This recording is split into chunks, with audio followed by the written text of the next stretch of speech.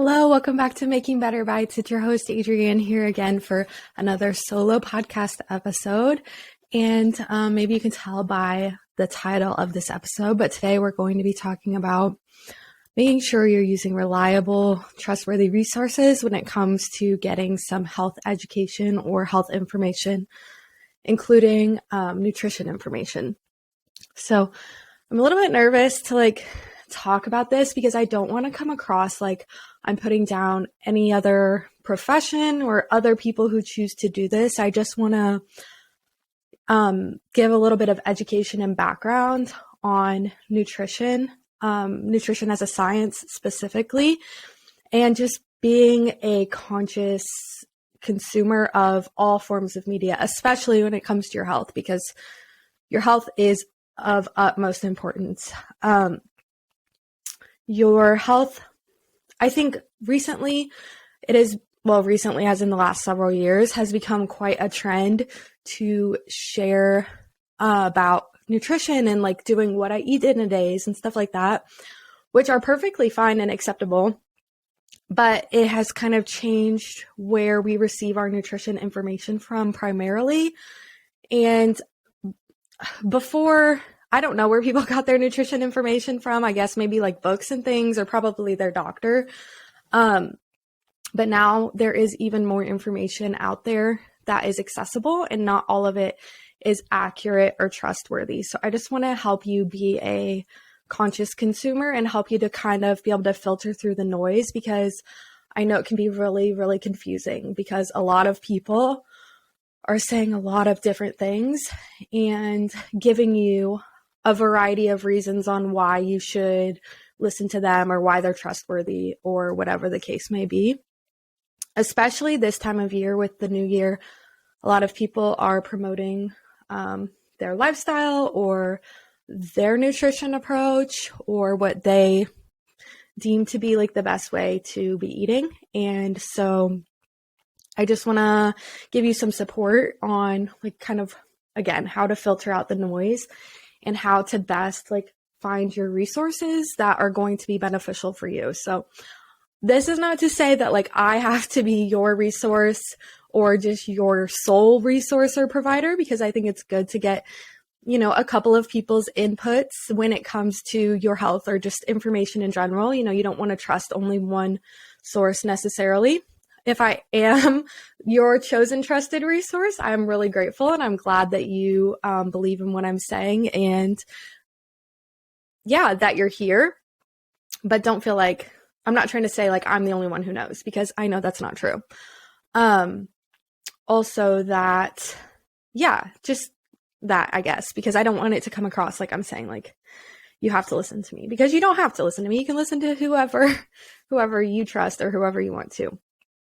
So, I know that food and nutrition, they seem really approachable because everybody eats, but that doesn't mean you should be giving advice on how to eat just because you are someone who eats, or just because you're someone who eats quote unquote healthy, or stereotypically what we would view as being a healthy food. That doesn't qualify you necessarily to be giving advice on the matter. And I know I do talk a lot about my personal experience that I've had with my hormone health journey, but I think it's a little bit unique in the fact that I used my dietetics degree to work with myself basically as my own dietitian to get to my endpoint. And I also listened to other healthcare professionals, and I've talked to my doctor about it and things like that. But when I did things for myself, I was approaching it from a dietetics standpoint. So it's important to understand that nutrition is in fact a science. It is how your body gets the building blocks that it needs to create everything that's going on in your body. So there's lots and lots and lots and lots and lots of research done on the vitamins and the minerals and how that affects different disease states, how that works with your body, how your body processes those things, how it's used in all of these different processes to get energy, to make hormones, to have hormone secretion, to I was just reading about the importance of vitamin C also for the strengthening and the collagen and the protection of like your capillaries and your veins and things like that. So it's like all of these vitamins and minerals and fiber and protein and carbohydrates and fats, they all come from your food. And that is what makes up who you are. Oh, also water, of course, because we have a lot of water in our system. And that's also a nutrient. So yeah, nutrition is a science. And how do I know this? Well, for one, it's a fact, but two, because I spent a lot of time learning about it in school, and I continue my education every single day pretty much on evidence-based research and what kind of practices are going on and what kind of information is out there. As a dietitian, I took biology, I took anatomy, I took physiology, I took classes that were like just on the micronutrients. So it's like advanced nutrition is what they called it for me. It's like broken down into like your macronutrients and then your micronutrients, studying every single vitamin, all of the minerals in your foods and everything. Learning about how all of those things interact with your body on a daily basis and understanding how the body actually functions as well. So being a dietitian, you have to get a nutrition degree from an accredited university. That would just be your undergraduate degree. So I have a Bachelor of Science in Applied Health Science, and then you have to go on to do an internship, which is like roughly a year of pretty much free labor where you just work in all of the different fields of dietetics. And then from there, you go on to get your master's, which is now currently required. When I was going through the internship ending portion of my nutrition education to be a dietitian, it wasn't yet required to have a master's degree. I did go ahead and get one, but now it's required by every new dietitian that comes through. So I also have a master's degree in nutrition and dietetics, master's of science. And then the other thing is that you have to sit for an accredited exam. And then you can once you pass your exam, which is a nationwide standardized test, then you become a registered dietitian and you have to complete continuing education. And you submit that. I think it's every 5 years. I thought mine was coming up this year, but I guess depending on like when your cycle is and when you get selected, or when you pass your exam, I should say. That's kind of based on when you have to submit your continuing ed. So I think I have to submit mine then like next summer, something like that. But yeah, so that is all of the things that are required to become a registered dietitian. And so that's how I know that nutrition is a science, because I spent a lot of time in a lot of science courses in order to get where I am as a registered dietitian. So I kind of broke this down, and this is where I don't want to start offending people, because I don't mean it offensively at all. I don't judge people for like nutrition advice they share or anything. I just want you to understand like how you can best kind of seek out like trusted resources. Okay, so we're going to talk about the influencer side of talking about nutrition. And I think one of the front runner things that we need to think about when it comes to influencers and sharing health or nutrition advice is a lot of times their information is just coming off of like results that they had. And typically it is like other females like how their body looks and they want to emulate or have the same like physical appearance as them. And I think that's how they kind of get into the health space and the nutrition space and sharing advice on that, because they are just talking about like what they did in their personal life and what worked for them. And there's a misconception that if you do what someone else did, then your life or your body will turn out to be just like theirs, which isn't accurate. It's not true. That nutrition is incredibly individual, and there's a lot that goes into like how and why you should be eating a certain way. Not to say that it's difficult. It doesn't have to be. A lot of the advice I share is really simple, but the reason behind it is more complicated that you might not understand or get the information to. If I just say eat fruits and vegetables, like that's really great, healthy advice. Like you should eat fruits and vegetables, but there's a lot of reason behind why I think you should eat fruits and vegetables that have to do with like your physiological makeup and like all encompassing like how your body functions and the good things that fruits and vegetables give you for your body to continue functioning optimally. But then you can break it down. Like some people may not be able to eat certain fruits or certain vegetables for specific reasons, which isn't like super common or anything like that, but it's a possibility. And so then, there's just a lot to take into account. And so it's really good to talk to people personally about like why you should do or should not do certain things. And then the next big part of the influencer space is that oftentimes products or food or, I mean, really anything that influencers have, they're trying to influence you to spend money on something, right? Like whether it's makeup or outfits, a gadget off of Amazon, all of those things, which are perfectly fine. They can promote them if they want to, but it also goes for like supplements and nutrition as well. So that plays a part into what they're going to be talking about. One of the biggest ones that has caught my eye over the last, probably, I feel like it's been like the last year, maybe the last 6 months or so, is like for an example would be Bloom Nutrition. I actually had a fellow dietitian who focuses on gut health come on a few months ago.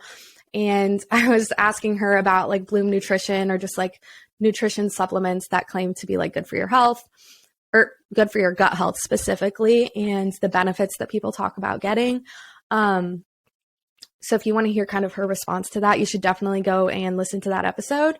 But if you think about Bloom Nutrition and it's everywhere, right? And all of the influencers are talking about it and they're talking about the benefits that they're getting, but they're also probably getting that Bloom Nutrition for free. There might be an affiliate link associated with purchasing it, all these kind of things. And not to say like that's shady or they shouldn't be doing that because, you know, they want to make money and that's perfectly acceptable. And if they feel like they've had the health benefits, they are allowed to say that. I'm not here to police that information, right? But just think about how that could be clouding the reality of what's actually going on, right?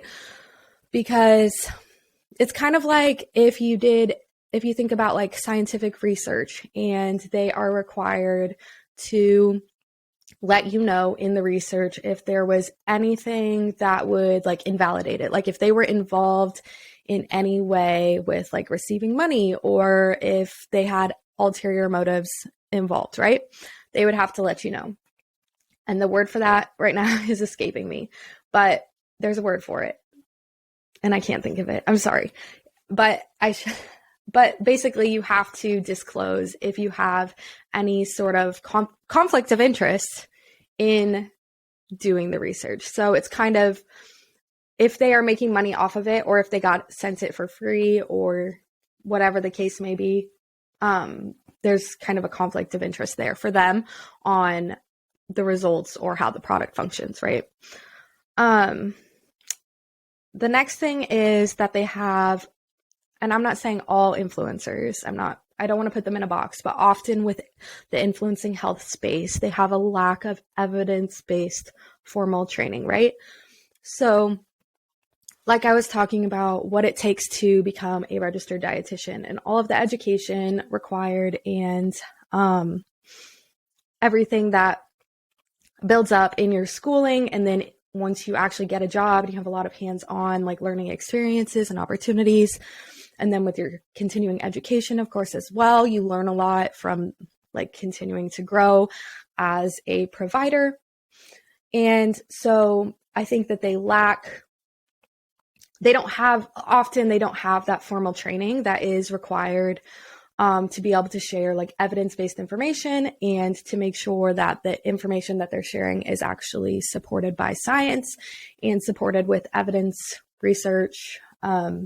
Reading articles that are research articles, not just saying that you're researching something. I think the term research has gotten overused, and people say do your own research or whatever.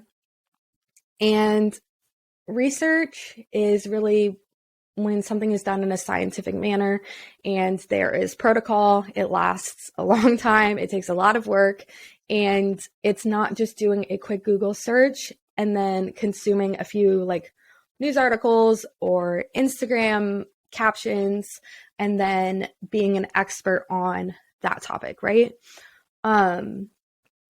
So when somebody says they research something, like, I don't know, take that kind of with a grain of salt, because also the internet has gotten very, very smart, and it is always trying to give you information that is related to your searches, related to your interests, right? They are constantly collecting information on us. And so even like your Google search, the order that things come up in, or the articles or the resources of where the information is coming from is going to look different for you than it is going to be for me. It's going to be a different order. It's going to be a different top hit, most likely based on like my past internet searches and past websites that I go to and those sort of things. So it's just important to understand that when it comes to collecting information for yourself. The next thing is that, I wrote that they don't have anything that they have to agree to. And I don't know that that really explains it, but like what I mean by that is that being a registered dietitian, and in many health fields, but I know my personal experience, right? So being a registered dietitian, we have what's called the Code of Ethics for like a dietetic practice. And we agree by being a registered dietitian and signing our names as, with the RD that I received through all my education and passing the exam and all the things. We are also agreeing to practice with upholding the Code of Ethics. So that includes, like I said, scientific evidence-based research, staying up to date on what's going on in the nutrition world and what's going on in the health science world in regards to nutrition, especially with whatever your specialty is and what field you personally work in, and treating people fairly, following the code of ethics in that just basically we agree to practice ethically, and we are going to try not do any harm to people or like do good and wanting to help them and giving them like proper health information that we agree to know about, right? So when you are someone who is just a Joe Schmo giving advice on the internet, then you don't have any kind of standards board or group of people that is holding you up to any kind of accountability. Not to say that every single thing that I post on the internet or everything I do as a dietitian, like, that someone is like fact checking me or anything like that. Like dietitians can get it wrong sometimes too, but like I could be put into question if I'm not practicing ethically, and I could lose my registration basically. So I need to, because I am agreeing that I will follow the code of ethics that goes along with being a registered dietitian. So not to say that people don't share things ethically. Again, sorry, I keep backtracking because I just don't want anyone to take this the wrong way. But people, I am sure 99% of the time when people are sharing information on the internet about their health or about health, I am certain that they do not intend to mean any kind of harm. I don't think that anybody is putting out information thinking in the back of their mind, like, oh my gosh, this is going to mess all these people up. And, they think that they're going to get these results, but I'm not even telling them like what I actually did. Nothing like that. I don't think that there's a majority of people out there, or really anyone out there, who is wanting to not speak like ethically on the internet. And you know what? Maybe I'm completely wrong in that, but I choose to see the good in people. And I just don't think that people are trying to do wrong when they're saying things. or to do any harm, because like, why? But when there's not, I don't know, it's just another layer of like protection that someone is practicing when they're sharing information with you, you know that they have. And then there was one other thing I was just about to say, and I have lost it. Oh, I know what it is. Something that I have seen a lot with like just something I've seen a lot on the internet is people saying like currently they are someone in the health space, whether that's an influence or not, I don't know.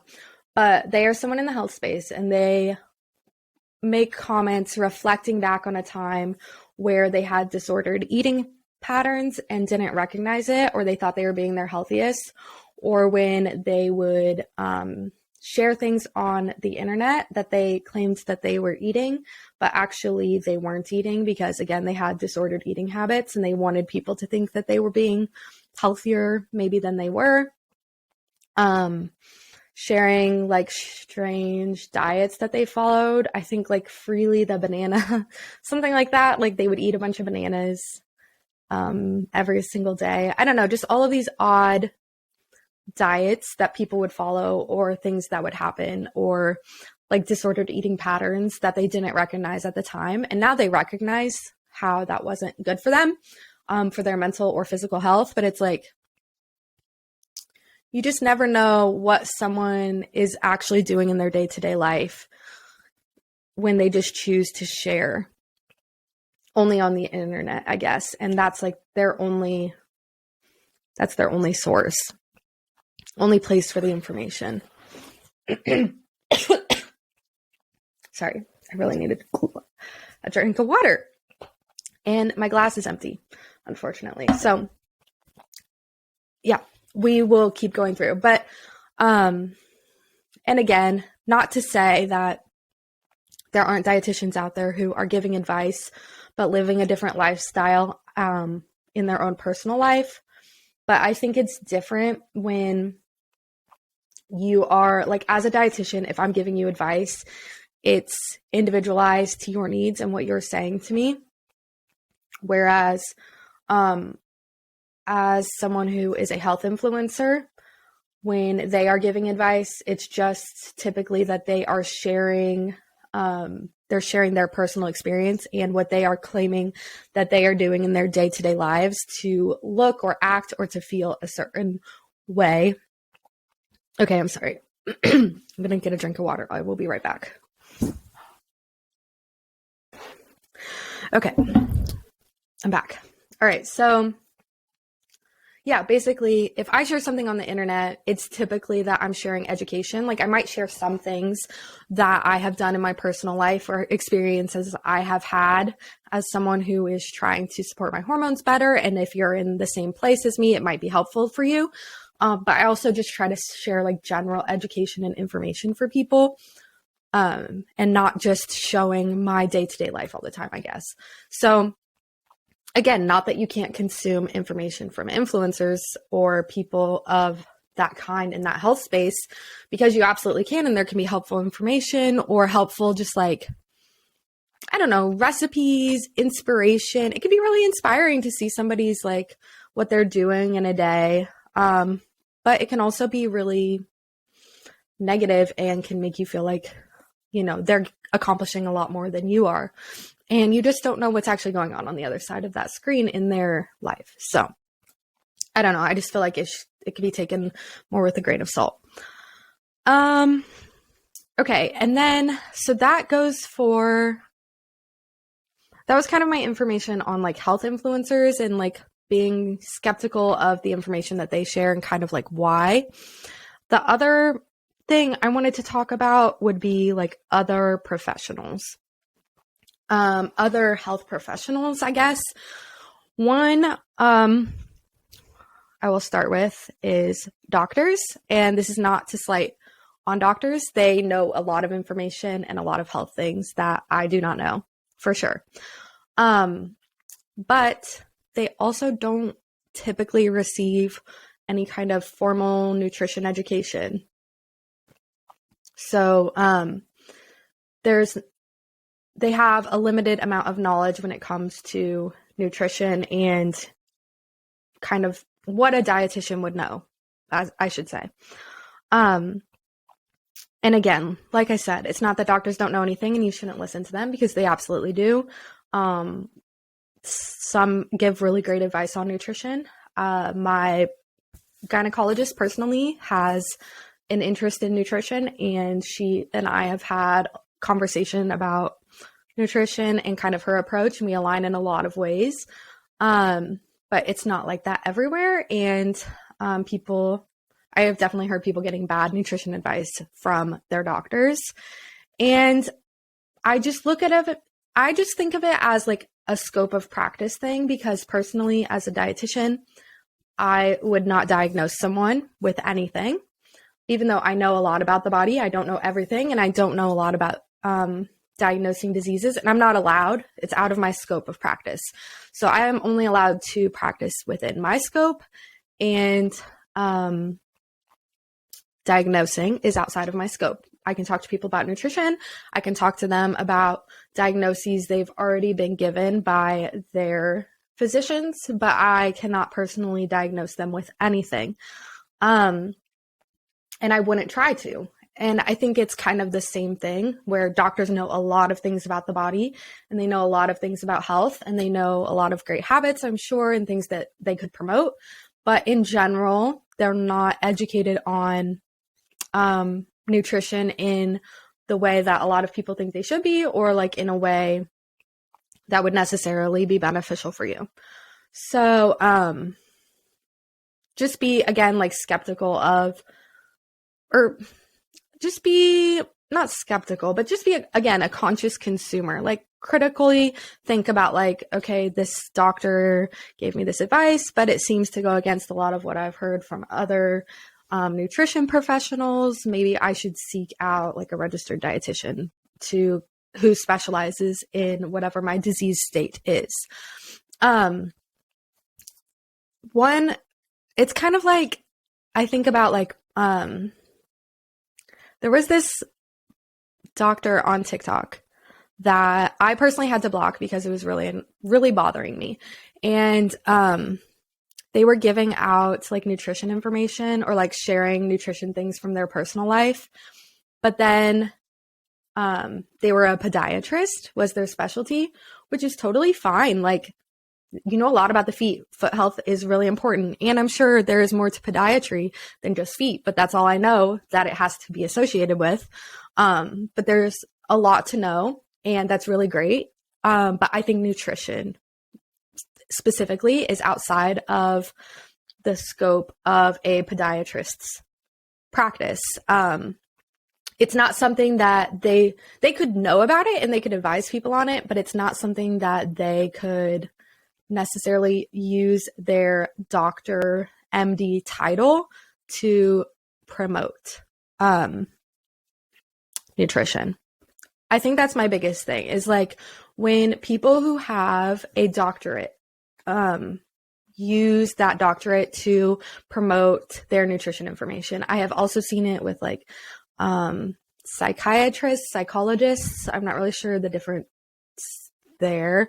But people basically who have a PhD, they can use the title of doctor, and then they put that title on their social media page, and then they promote nutrition advice and say that, you know, that because they're a doctor of something, then you should trust their nutrition advice.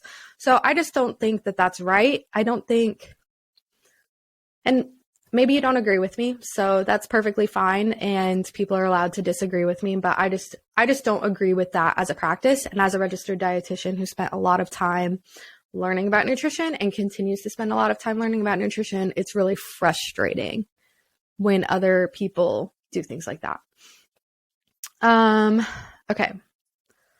Next thing would just have to be, I feel like this is kind of, a lot of people already know this one and it's kind of been beaten down, but just a reminder, using the word coach, being a trainer, being a nutritionist, it doesn't necessarily mean anything. There's no standardized backing to any of those claims. And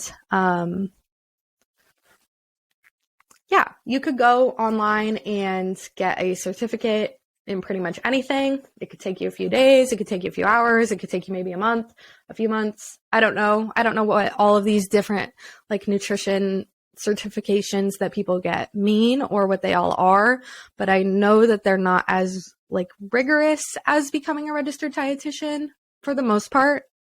I'm sure a lot of people I'm sure there are people out there who've spent a lot of time and taken the time to learn the information, maybe on the same level that registered dietitians have, but for the most part, probably they haven't. And it's okay if you want to listen to them for some things, but they're not necessarily qualified. So just be careful, again, where you get your information from, right? We're just being conscious consumers of our health information, and we are being critical thinkers when it comes to who we accept information from. And those people are included. People who use those titles are included in that, right? I know some dietitians do use the word nutritionist and you throw it out there. So someone could call themselves a nutritionist or a nutrition coach, and then you could go to their page and they are a registered dietitian. And I think that partially just comes from like it being a really good buzzword or like a clickbaity word that people understand. With social media, it feels like the last few years, the word dietitian and the understanding of it has gotten out there better, and more people seem to know what a registered dietitian maybe is, or at least that they should be trusted professionals. I don't know. With some of the really big dietitians that have blown up on social media. So it's definitely becoming more prevalent that people understand that there's a difference. But also as a registered dietitian, the Dietetics Academy has allowed for us to also switch to using RDN as our label, which is registered dietitian nutritionist. And I think it was in an attempt to take the word nutritionist back and to use it so that people can kind of begin associating being a dietitian with nutrition. I don't really know if that's actually the case or not, but that's just how it seems to me. So you can also call yourself a registered dietitian nutritionist or an RDN. And that's not the same as just simply being a nutritionist, because there's no requirements technically for being a nutritionist. Anyone could call them that, but being a registered dietitian, like I've said now several times, is a protected term and a protected position. So not just anybody can call themselves a registered dietitian. You have to go through all the schooling and things that I've mentioned before. So that is the episode, and I'm feeling pretty good about it. I hope you guys understand where I was coming from with wanting to share this information. It's just really, really, really important that you understand that your health is not a trend. Your body is not a trend. Your nutrition is not a trend. It feeds right into the same thing as diet culture and trying to avoid diets and doing things in extreme. It's the same thing. Just be aware and be careful of who you are trusting, especially when it comes to social media and the internet with the changes you're making to your diet. Because like I said, nutrition is a science and there's a lot to understand behind it. So there's a lot of noise out there. There's a lot of information, and you get to choose who you're going to listen to and what kind of advice you're going to trust. And yeah, that's kind of it. I am glad for you guys to be here with me. And if you have any questions, feel free to reach out. If you enjoyed this episode, make sure to subscribe, because then you can hear more about nutrition from me. And hopefully you enjoy that. And I try to take a very balanced approach to it all. And it's all about just healthy habits and just doing better and not having perfection, and just talking about the things that you can do to support your body. Hopefully I'll have some other professionals on here again soon to be doing some more interviews. I know I have one with PCOS that I have talked to a fellow dietitian who focuses on that. So as you can see, even in the dietetics world, I've already mentioned like a gut health dietitian, a PCOS dietitian. I am a balancing hormones hormone support dietitians. So nutrition can be very, very specific, and there's a lot to know.